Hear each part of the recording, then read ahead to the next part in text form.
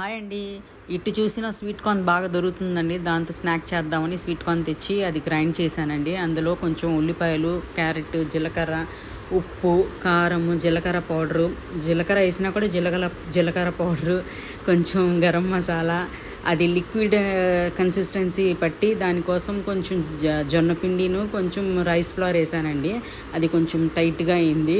దాంతో ఇంకా బజ్జీలు వేసాను నేను, అంటే వడల్లాగా వేసాను. ఇది ఎందుకు చేశానంటే నేను మా ఫ్రెండ్స్కి టీ పార్టీ కోసం పిలిచానండి. అందులో ఇది ఒక ఐటము. అది వాళ్ళకి బాగా నచ్చిందండి. నేను డీప్ ఫ్రై చేశాను, కానీ ఆయిల్ ఏం లాగలేదండి. చాలా టేస్టీగా ఉంది.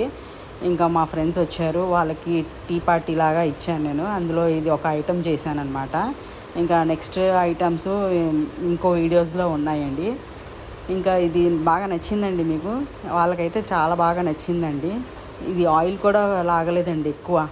చాలా బాగుందండి. మీరు కూడా ట్రై చేయండి. ఇది స్నాక్ లాగా ఉంటుంది పిల్లలకి ఇంట్లో ఉంటున్నారు కదండి, ఇప్పుడు సమ్మర్ కదా, ఇంట్లో ఉంటున్నారు, ఏదో ఒక స్నాక్ అడుగుతూ ఉంటారు. దానికోసమని ఇలా రెడీ చేసుకోండి మీరు. చాలా టేస్టీగా ఉంది. అందులో అల్లం వెల్లుల్లి పేస్ట్ వేసుకోవచ్చండి. నేను వేయలేదు. చూడండి ఎంత బాగుందో. బాయ్ అండి. Take care.